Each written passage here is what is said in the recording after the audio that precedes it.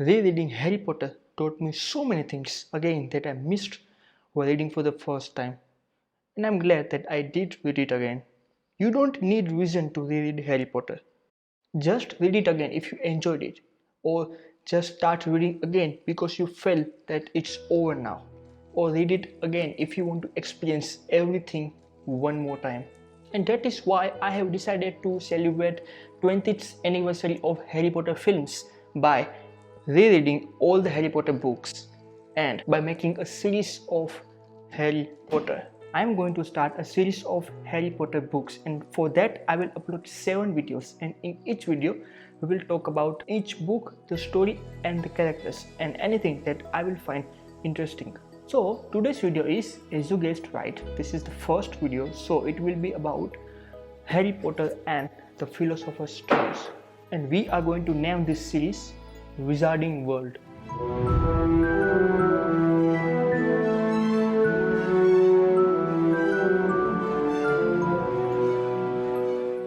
The Philosopher's Stones is the first of J.K. Rowling's 7 Harry Potter novels, which have sold over 500 million copies worldwide, making her the most successful literary author of all time. Children and adults both read and appreciate the stories, which have also been adapted into 8 successful films.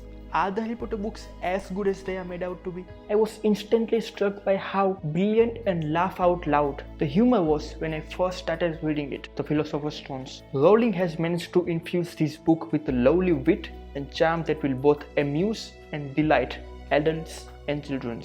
Normally, you need to read Terry Pratchett's novel to enjoy constant laughter throughout, but Rowling has managed to infuse this book with a lovely wit and a charm that will both amuse and delight children and adults. Here is one example with especially strong endings. Harry was frying eggs by the time Dudley arrived in the kitchen with his mother. Dudley looked a lot like Uncle Vernon. He had a large pink face, not much neck, small watery blue eyes and thick blonde hair that lay smoothly on his thick, fat head. Aunt Petunia often said that Dudley looked like a baby angel. Harry often said that Dudley looked like a pig in a wig. In this novel, there are characters who will remind us of everyone that we have ever encountered.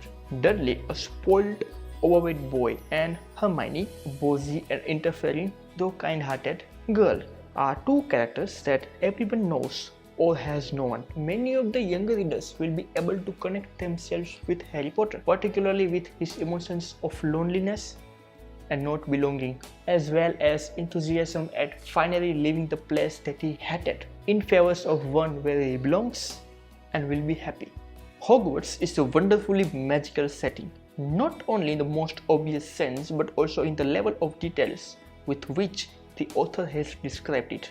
It's a place that everyone wishes that they could have visited once in their life when they were 11 years old. And the trio, Harry, Ron and Hermione, are thrown into numerous adventures with the titular stone at the center of it all. The plot develops to a thrilling finish that is guaranteed to make you smile. J.K. Rowling deserves praise for inspiring so many people to read and enjoy these books. The effect that this novel had on the adult population, both male and female, have been the biggest surprise. Many a commuter train was sighted with Harry Potter novels, providing world-weary workers with a lovely sense of escapism at the time when the books were published. Anyone between the age of 8 and 80 should read these books. Now the question is all the excitement around Harry Potter books are justified? And the answer is yes. The books are enjoyable to read and may be the most gratifying young adult novel since The Hobbit. Now, if you are a true Potterhead, then you have already seen all the episodes of Hogwarts Tournaments of Houses. But if you have missed it or you are busy somewhere else, then don't worry, let me tell you what it was. Since the publication of The Philosopher's Stones, the first film based on the J.K. Rowling's first book, Harry Potter has become one of the most popular films franchise among fans. The production has opted to commemorate the 20th anniversary with a competition that will put fans' knowledge to the test. Gryffindor and Hufflepuff were the 2 houses that fought in episode 1. 3 rounds of trivia were played, with footage from the films, quotes, passages from the books, and other media from the fan series were displayed on the video board. Even some famous Harry Potter characters posed some questions. Even the most experienced Harry Potter players were challenged by the rounds, which contains a range of unexpected aspects. Each victorious house will progress to the championship round.